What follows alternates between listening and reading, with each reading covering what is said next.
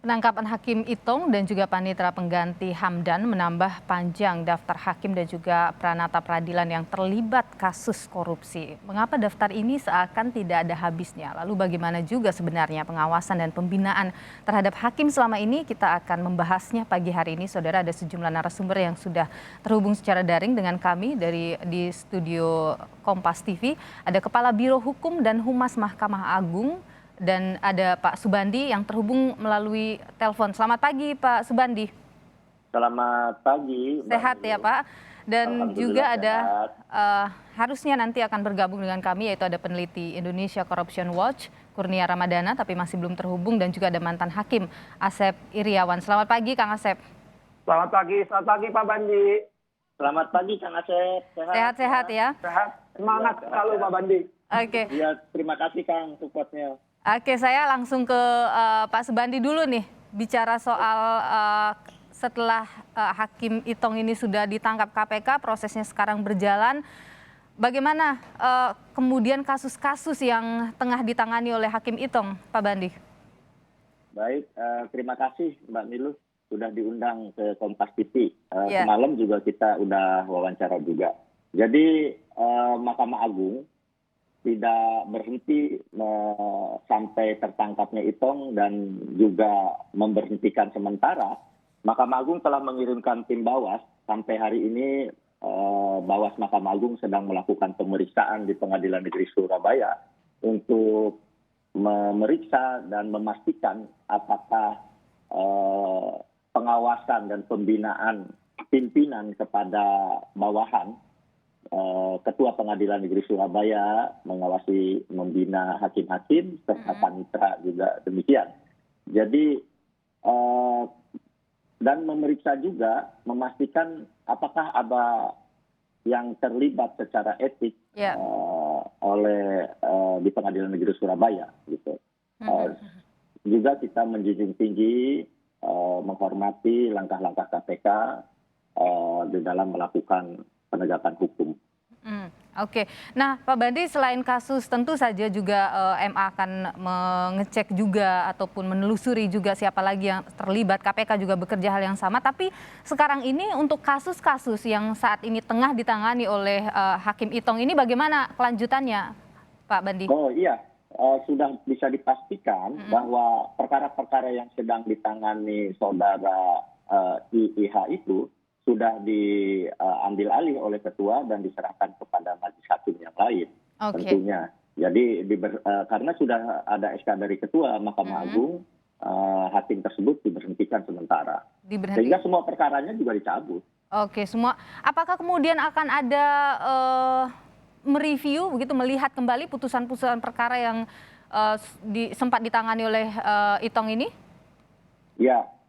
Nanti Bawas yang akan melakukan pemeriksaan, karena ini berkaitan Bawas itu dengan etik, sedangkan KPK mungkin dalam penegakan hukumnya itu KPK ya. Oke, baik. Selain sanksi, jadi sanksi untuk sementara ini adalah hanya diberhentikan sementara saja begitu ya, Pak Bandi ya? Iya, memang sesuai undang-undang. Kita sesuai undang-undang bahwa ketika seseorang ditetapkan tersangka, ASN ditetapkan tersangka, maka kita harus memberhentikan sementara agar mudah juga KPK melakukan proses hukum. Oke, baik. Saya ingin ke Kang Asep dulu. Kang Asep, melihat kasus ini, melihat Hakim Itong ini kan sebenarnya ini bukan yang pertama begitu. Ini sebelumnya tercatat juga ada banyak hakim yang terjerat dalam kasus korupsi. Tapi apa yang Anda lihat dari sini? Ya, yang pertama kita berharap ini yang terakhir kali. Walaupun mungkin akan berulang kali. Selama watak, tabiat, ya, paradigma, mindset mereka tidak pernah berubah. Sementara itu kan Ketua Mahkamah Agung pernah mengeluarkan maklumat, ya. Bayangin, aturan-aturan Bawas begitu ketat. Orang-orang Bawas ditakutin, disegani. Terkenal orang Bawas itu karena maaf ya, saya katakan mereka tuh orang-orang dalam tanda petik ya, gila, kejam. Atau anak sekarang mah keren banget begitu. Karena ada tokoh-tokoh di Bawas tuh ya, orang-orang bersih. Setidaknya ada 4 dewa lah di Mahkamah Agung itu. Ada Panarto, wakil ketua. Ada dari ketua yang sudah pengawasan. Ada Saudara Buji. Ada Nugroho bekas Bawas. Tapi mereka tetap melakukan itu. Karena apa? Karena mereka tuh hanya 2. kalau dalam istilah bahasa Sundanya, irhadei, kumaha engke, kapan lagi. Jadi bagi mereka, ketika ada sesuatu di hadapan mereka, transaksi yang sifatnya ada sesuatu, mereka sambet, peduli amat urusan. Padahal bagaimana tadi saya bilang, aturan, sanksi yang begitu tegas, saya kira udah lebih dari cukup ya bahwa menindak. Tapi karena udah watak tabiat yang tidak pernah mau berubah, tidak mau tobat, itu akan diulang. Karena apa? Tidak ada ketakutan. Karena lagi dia kan kelakuan dia dari Tanjung Karang dipindahin tempat lain. Cuman sanksinya tadi yang saya angkat dari salah satu kenapa dia penempatannya di Surabaya? Iya. Anda melihat, Kang Asep, sanksi yang muncul dari pelanggaran-pelanggaran etik yang dilakukan oleh para hakim itu tidak menjadi tidak besar, tidak kuat sehingga hakim kemudian punya keinginan untuk kembali melakukan pelanggaran. Ya, tidak ada efek jera begitu. Ya, seharusnya ada efek jera, kan ada hakim dulu yang baik banyak, yang udah tobat banyak. Nah, sisa-sisa inilah yang memang tidak pernah tobat tadi, karena mereka merasa kapan lagi, gimana nanti, ya. Nah, mereka sudah tidak tanda taat pada atasan, tidak tanda pada aturan, tapi sebenarnya parameternya sederhana. Ketika hakim ini pernah bermasalah, apalagi di pengadilan tipikor, dia bebaskan. Bukan nggak boleh dibebaskan. Tapi di kasus Lampung itu kan menarik perhatian. 2 bupati ya, 2 kepala daerah, bahkan melarikan diri, jumlahnya ratusan miliar. Salah satu yang memutus, ya, terlepas mereka putusan dulu pernah dia putus, benar atau salah. Tapi itu kan indikasi kan, kalau hakim tahu lah. Pak Bandi itu tahu lah, lebih tahu dari saya soal Pak Bandi itu, karena dia pernah di Jakarta. Baik, Kang. Ya. Tapi Anda juga adalah seorang hakim, Anda pernah menjadi hakim, Pak Kang Asep. Apakah pengawasan yang dilakukan kurang menurut Anda sehingga hal begini bisa terulang? Maaf kalau saya katakan ya, saat ini saya kira kalau pengawasan, tadi saya katakan, aturan itu tidak pernah dalam perundang-undangan dikenal maklumat. Sampai Ketua Mahkamah Agung itu mengeluarkan maklumat. Itu beberapa tahun lalu loh, Ketua Mahkamah Agung. Kemudian, dengan senangnya kan, beberapa pimpinan sampai mengatakan di laporan tahunan, selama periode ini tidak ada yang tertangkap tangan, tapi tiba-tiba ngomong, itu juga berapa sebulan kan. Kemudian juga, tadi saya katakan, berapa perma, berapa surat edaran, berapa instruksi.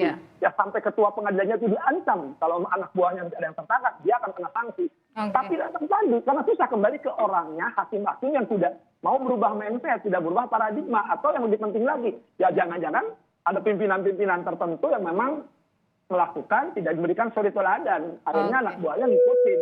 Oke, saya ingin ke Pak Subandi dulu. Pak Subandi, Iya. Tadi Kang Asep mempertanyakan ya sebenarnya kenapa ketika ada sanksi malah dipindahkannya ke PN Surabaya. Sebenarnya dalam proses untuk ketika seseorang hakim melakukan sanksi atau memberikan sanksi, memberikan skors, itu prosesnya seperti apakah? Seperti bagaimana Pak Subandi? Iya, terima kasih. Jadi memang Itong ini sudah pernah disanksi, itu hukuman disiplin di demosi ya dari PN Tanjung Karang ke PN Bengkulu karena dia melakukan persidangan secara tunggal itu persoalannya di sana. Nah, tetapi kemudian seperti ditanyakan oleh Kang Asep, kenapa ditempatkan di Surabaya? Jadi kita memahami atau berpandangan bahwa hukuman itu tidak seumur hidup. Ketika sudah lebih atau daluarsa misalnya atau 2 atau 3 tahun waktunya hukuman itu, maka dia dikembalikan.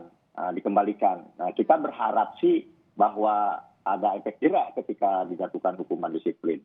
Nah, sekarang kejadian tertangkap lagi padahal dia pernah dihukum disiplin, maka mungkin ini akan menjadikan referensi, menjadi bahan evaluasi bagi Mahkamah Agung ke depan untuk memperhatikan catatan-catatan hukuman disiplin dikaitkan dengan promosi mutasi.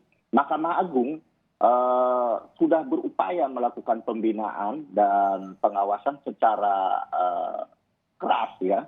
Bahkan tadi disampaikan kita sudah mengeluarkan maklumat nomor 1 tahun 2017, Perma nomor 8 tahun 2016, di mana pengawasan itu melekat gitu. Pengawasan berjenjang, melekat berjenjang dari pimpinan ke bawahan, dari Mahkamah Agung dari dirjen ke ketua pengadilan tingkat banding, ketua pengadilan tingkat banding kepada ketua pengadilan tingkat pertama. Ketua pengadilan tingkat pertama melakukan pembinaan dan pengawasan kepada hakim maupun aparatur di bawahnya. Dan jika itu tidak dilakukan, maka akan dikenakan sanksi atau hukuman disiplin gitu. Jadi tidak sebenarnya seperti disampaikan Pak Kang Asep bahwa sudah sangat banyak aturan, sudah banyak tindakan yang dilakukan. Sepanjang tahun 2021, Mahkamah Agung itu sudah menjatuhkan hukuman disiplin terhadap 284 aparatur termasuk di dalamnya hakim. Ada 74 dijatuhi hukuman berat, 60 sedang, dan 150 orang ringan. Bahkan ada 3 orang hakim diputus melalui sidang Majelis Kehormatan Hakim. Jadi sidang Majelis Kehormatan Hakim itu dilakukan pemeriksaan bersama antara Komisi Yudisial dengan Hakim Agung, dengan Mahkamah Agung. Gitu, atas rekomendasi dari Komisi Yudisial. Demikian. Oke, Pak Bandi, kalau kita bicara lagi ke kasus Hakim Itong ini kan ada sejumlah catatan yang kemudian muncul ke publik, kejanggalan-kejanggalan dari putusan-putusan yang dibuat oleh Hakim Itong. Dalam prosesnya, apakah ada penyelidikan internal misalnya ketika hakim diduga atau ada putusan yang janggal yang dilakukan? Adakah penyelidikan internal soal pelanggaran-pelanggaran yang dilakukan yang kemudian bisa memberikan sanksi berat? Ya, pengawasan dan pembinaan terhadap hakim itu bisa dilakukan oleh lembaga, ya. Secara lembaga itu ada eksternal dan internal. Eksternal itu ada Komisi Yudisial, internal ada Badan Pengawasan. Nah, terhadap putusan-putusan saudara IIH ini, Mahkamah Agung tentu sudah melakukan review atau penilaian terhadap apa yang dilakukan oleh saudara IIH ini. Bahkan ya itu tadi, tahun 2012 sudah diperiksa dan dijatuhkan hukuman disiplin, demosi beliau. Oke. Demosi. Baik, pertanyaan selanjutnya, apakah ketika seorang hakim melakukan pelanggaran, apakah bisa sampai diberhentikan? Apa syaratnya seseorang bisa sampai diberikan sanksi diberhentikan? Kita akan bahas lebih jauh hal ini usai jeda berikut ini. Tetaplah di Sapa Indonesia akhir pekan.